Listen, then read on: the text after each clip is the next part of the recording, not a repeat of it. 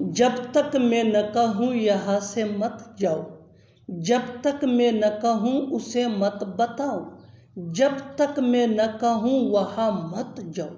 इन जुमलों में हम कह रहे हैं जब तक मैं न कहूँ। इसके लिए आपको यूज करना होगा इंग्लिश में until I tell you। आइए कंप्लीट स्ट्रक्चर देखते हैं। Sentence plus until I tell you। Sentence ये सिचुएशन के हिसाब से चेंज होता रहेगा। until I tell you ये वही के वही रहेगा, which mean जब तक मैं न कहूँ। अच्छी तरह समझने के लिए कुछ मिसालें देखते हैं। जब तक मैं न कहूँ यहाँ से मत जाओ, don't go from here until I tell you। Don't go from here until I tell you। बिल्कुल फार्मूले को हमने स्टेप बाय स्टेप फॉलो किया। डोंट गो फ्रॉम हियर ये सिचुएशन के हिसाब से सेंटेंस है, विच मीन यहाँ से मत जाओ। until I tell you mean जब तक मैं न कहूँ। One more example for better understanding. जब तक मैं न कहूँ उसे मत बताओ, जब तक मैं न कहूँ उसे मत बताओ। Don't tell him until I tell you। Don't tell him until I tell you। Tell ये V1 है, यानी first form of verb which mean बताना। हिम ये ऑब्जेक्ट प्रोनाउन है विच मीन उसे। और until I tell you mean जब तक मैं न कहूँ। Next example for better understanding. जब तक मैं न कहूँ वहाँ मत जाओ। Don't go there until I tell you। Don't go there until I tell you। बिल्कुल फार्मूले को हमने स्टेप बाय स्टेप फॉलो किया। आप भी इस फार्मूले के बेस पे ऐसे जुमले सीख सकते हैं अंग्रेजी जुबान में आसानी से। That can be really helpful for you.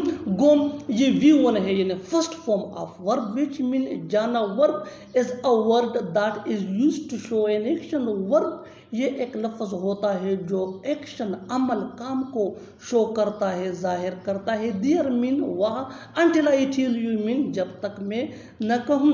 One more example for better understanding. अच्छी तरह समझने के लिए एक और मिसाल देखते हैं। जितना ज़्यादा प्रैक्टिस करोगे उतना जल्दी इंग्लिश सीख जाओ। जब तक मैं न कहूँ उसे मत बुलाओ, जब तक मैं न कहूँ उसे मत बुलाओ। Don't invite him until I tell you।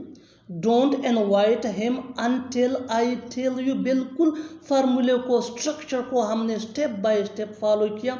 आप भी इस स्ट्रक्चर इस फार्मूले के बेस पे ऐसे जुमले सीख सकते हैं। जितना ज़्यादा प्रैक्टिस करोगे उतना ही जल्दी इंग्लिश सीख जाओगे। डोंट इनवाइट हिम ये सिचुएशन के हिसाब से सेंटेंस है विच मीन उसे मत बुलाओ। until I tell you mean जब तक मैं न कहूँ।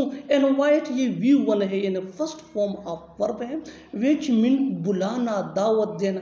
हिम ये ऑब्जेक्ट प्रोनाउन है विच मीन उसे। until I tell you mean जब तक मैं न कहूँ। Don't invite him until I tell you। Don't invite him until I tell you। जितना ज़्यादा प्रैक्टिस करोगे उतना ही आपके लिए बेहतर है। इनवाइट ये V1 है, यानी फर्स्ट फॉर्म ऑफ वर्ब। और आखिर में ये सेंटेंस आपके लिए कमेंट सेक्शन में इसका जवाब ज़रूर देना। जब तक मैं न कहूँ मत खेलो, जब तक मैं न कहूँ मत के। बड़े धूमधाम से वो यहाँ आया था, बड़े धूमधाम से वो खेला, बड़े धूमधाम से उसने अपनी सालगिरह मनाई। इन जुमलों में हम कह रहे हैं बड़े धूमधाम से। इसके लिए आपको यूज करना होगा इंग्लिश में with great fanfare. With great fanfare mean बड़े धूमधाम से। आइए कंप्लीट स्ट्रक्चर देखते हैं। Sentence plus with great fanfare. Sentence ये सिचुएशन के हिसाब से चेंज होता रहेगा। विद ग्रेट फैनफेयर ये वही के वही रहेगा विच मीन बड़े धूमधाम से। अच्छी तरह समझने के लिए कुछ मिसालें देखते हैं। बड़े धूमधाम से वो यहाँ आया था डेली लाइफ का एक कॉमन सेंटेंस है जो रोज बोला या सुना जाता है डे टू डे लाइफ में। He came here with great fanfare. ही came here with great fanfare। He came here ये सिचुएशन के हिसाब से सिंपल पास्ट टेंस का सेंटेंस है विच मीन वो यहाँ आया था। Simple past tense is used to show an action which started and completed an known time in the past. यानी सिंपल पास्ट टेंस ऐसे कामों को शो करने के लिए, जाहिर करने के लिए यूज होता है जो गुजरे हुए वक्त यानी माजी में शुरू और मुकम्मल हो चुके हों। विद ग्रेट फैनफेयर मीन बड़े धूमधाम से ही। ये सब्जेक्ट प्रोनाउन है। Pronoun is a word that is used instead of a noun. Pronoun एक लफ्ज होता है जो नाउन की जगह यूज होता है। ही ये भी सब्जेक्ट प्रोनाउन है जो सिंगुलर थर्ड पर्सन के लिए यूज होता है। विच मीन वो जो मुज़क्कर मेल को रिप्रेजेंट करता है। केम ये कम का सेकंड फॉर्म है। हियर हियर मीन यहाँ। अच्छी तरह समझने के लिए एक और मिसाल देखते हैं। बड़े धूमधाम से वो खेला। बड़े धूमधाम से वो खेला। He played with great fanfare. He played with great fanfare. He played ये सिचुएशन के हिसाब से सिंपल पास्ट टेंस का सेंटेंस है विच मीन वो खेला। ही ये सब्जेक्ट प्रोनाउन है विच मीन वो जो मेल मुज़क्कर के लिए यूज होता है। प्लेड ये वर्ब है और ये प्ले का सेकंड फॉर्म है विच मीन खेला। विद ग्रेट फैनफेयर मीन बड़े धूमधाम से। He played with great fanfare बड़े धूमधाम से वो खेला। आप भी इस फार्मूले के बेस पे ऐसे जुमले सीख सकते हैं अंग्रेजी जुबान में आसानी से। That can be really helpful for you. अच्छी तरह समझने के लिए एक और मिसाल देखते हैं। बड़े धूमधाम से उसने अपनी सालगिरह मनाई। बड़े धूमधाम से उसने अपनी सालगिरह मनाई। She celebrated her birthday with great fanfare. She celebrated her birthday with great fanfare।